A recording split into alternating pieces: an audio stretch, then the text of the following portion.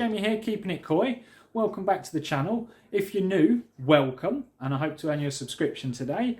I've just been up to Japan Koi Imports today just to pick up some more bits for the next stage of the pond build. So I'm going to spin you around and show you what I bought. So that was my last box of bits that I received from Vince at Twisted Koi. And I say most of them will be used. That was my last bag of bits, which is nearly empty now because I've been using them from Japan Koi Imports. And today I have got some 3 meters of 2-inch pressure pipe, 2 meters of 4-inch pressure pipe, 1 meter of 2-inch black waste pipe, and a huge bag of bits, along with 2 2-inch ball valves and that tank connector. Biddy Bob, that was already here because I picked that up last time. But the reason I've got that, if you bear with me, I'll show you. So yeah, the idea is this pipe goes through the pond wall. That is my liner connector basically. That will stick through the pond wall, through the insulation, and then this gap here will seal the liner with some CT1, screw it in nice and tight, and that'll be good. The plan then, if all goes to plan, 90 that off out of the wall, like that, and then on this I've picked up one of these. It's a very tight fit, but it'll go in. That then comes out of the pond wall, along the pond wall, and that will hold some flexi pipe, because the water inlet on that is going to be flexi pipe. Now the plan with that is to attach it the other end with these bits that Vince had sent me, because this is my flexi pipe. It's the real heavy duty Oazi stuff that you can actually solvent weld and everything as well, so that's really good, and that fits lovely on both of those hose tails that I've got, the one that I picked up today from Japan Koi Imports and these one from Vince that he sent. The downside is though, I don't know whether you can make that out there. Oh yeah, there you go. It's a 50mm fitting. And to get that then to connect back up to my 2-inch pressure pipe, couldn't find a fitting to do it. So what I'm doing is that is going to be rubbered on there, and that'll then take it up to the 2-inch pressure pipe, which will come off the pump. But it's hard to explain the way I'm doing this, because I'm trying to do it as easy as possible and save as much money as I physically can. So yeah, I'm doing it bit by bit, stage by stage, as you all know. And yeah, so yeah, big old bag of bits. Got clips for me pipe to attach it to the pond wall and everything. Got loads of them. Got the 4-inch rubber that's going to come out of the drum. Let's say 2 ball valves, that one and that one, plus a straight connector. Not sure if I'm going to need that, but got it anyway, and a few other bits and bobs in there that I am going to need. A 2-inch T, que sera. So once the sleepers are all fixed together, which will be this coming week, and I'll show you step by step how I'm doing that. The only reason they're not done yet is because, spin you around one more time, I've been waiting for these. Had a delivery while I was out down at Japan Koi Imports, and if you bear with me, I'll grab a knife and I'll get it open. So here we go. Let's grab a knife.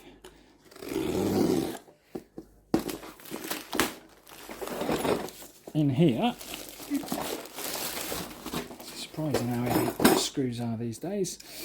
In here I have the 300mm sleeper screws that I've been waiting for to finish locking sleepers together.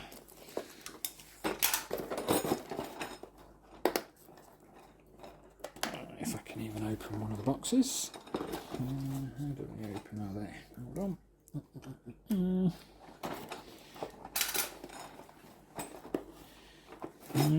Okay.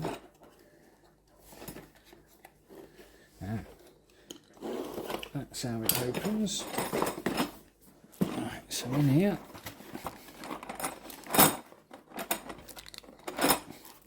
now look at that as a beast of a screw. 8mm thick screws, 300mm long. So I'll show you why I've been waiting for these before I do any more to the pond. Give me a second. As you all know, in my last video you saw me, oh, what a funny colour it's gone out here, the sky's gone yellow. But yeah, in my last video you saw me obviously drilling all the holes in the sleepers ready for the rebars, and they're still not screwed together at the corners yet. All they're held together with by at the moment are the corner brackets and then the flat brackets here on the windows.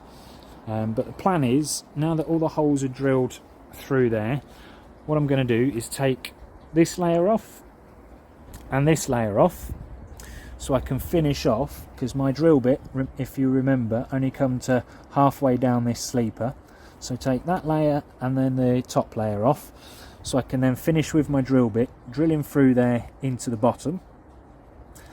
Then I'll put one of these screws, if I turn the camera so you can actually see it, one of these screws through there. So as you can clearly see, in fact if I just show you from the top one, get a better angle on the camera. So that goes clean through the top sleeper, and then 10 centimetres, 100mm into the next sleeper. And what that's going to do from the bottom row, or from the second row down, that'll fix that sleeper to that sleeper, and then I'll do the same from that sleeper to that sleeper, and again then from the top sleeper to that sleeper. That will lock each sleeper into the one below, and then the rebar is just going to be in there for the added support.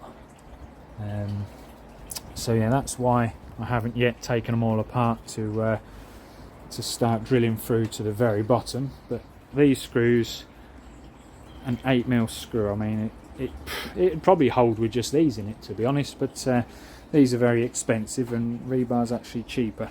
So there's my rebar. Still haven't even unwrapped that yet, but I've got 15 poles in there, plus 50 of these bad boys, and then I've got the 20mm ones that I showed you in a previous video to lock into the corners, which, as you can see, the difference in size between the 20mm and the 30mm, obviously 10mm in length, but the 20mm ones are 6mm in thickness, and these bigger ones 8mm in thickness. So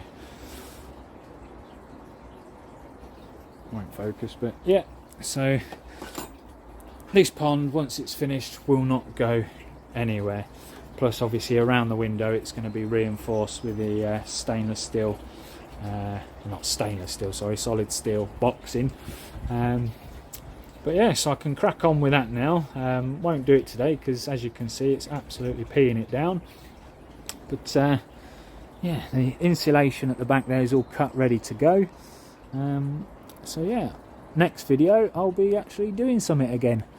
Hooray! It's been about 2 weeks since I've been able to do anything, waiting for these. I was waiting for my hole saw to arrive so I can actually cut the hole through the sleeper to put that black waste pipe through, and just waiting on the screws as well, so I can finish off drilling through and then clamping them all together. So yeah, that's where we're at the minute. So in the next video I'll show you exactly what I was trying to explain just then, of how I'm going to fix all the sleepers together. Once they're finished, they won't move, they won't bow, bend, buckle or anything, and you'll see why once I've done what I'm going to do. I forgot to mention, I was in Knot Cuts the other day, and they had a 5 metre roll, or 2 metres by 5 metre roll of underlay reduced from £23.99 to £11.99.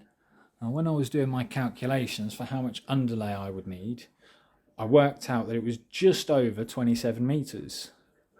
And they sell it on 25 metre rolls, which is kind of annoying because I needed 27.5. And to find that at half price from Not Cuts, of all places, obviously I'm going to have 2 and a bit metres left over, but still, that has saved me a few quid, so that was a bargain. But there is one other thing that I wanted to mention to you guys. A lot of you probably already know, but some of you may not, and it's to do with the ball valves. Give me a second to put the camera down and I'll show you. Okay, so here we are, guys. So I'm going to show you what I know about ball valves, which is not a lot, but I learnt this from a fellow koi enthusiast a long while ago, so just thought I'd show you. I don't know if anyone can see here, but on this ball valve you've got 2 bits on the top, and every ball valve with every type of handle has something similar, 2 bits sticking up. Now, it's not for grip, it's not for cosmetic appearance, that is a key.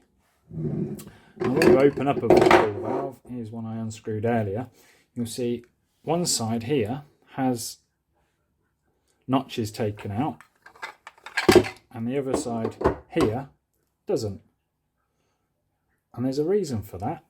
This handle, I'm going to have to do this off camera or I'll knock the camera flying. With a great bit of tug and force, comes off. And the reason why those 2 sticky out bits are there is they are a key to fit flushly in them grooves. And what that does, you can twist it left and right. There you go, righty tighty, lefty loosey. Pop your handle back on, and what that does is that tightens or loosens the internal ball valve. So if you've got a ball valve that's a bit too tight and you need, you'd prefer to be able to twist that easier, I like a bit of stiffness on them, but if that's too stiff for yourself, as I say, take the handle off. You should have a key on the top of your handle. Find which side your grooves are, and then you can loosen it. There you go, flow. So I don't know if you can quite make that out there, but it says flow from this side to that side, and your grooves are on where your water's coming from, not where your water's going.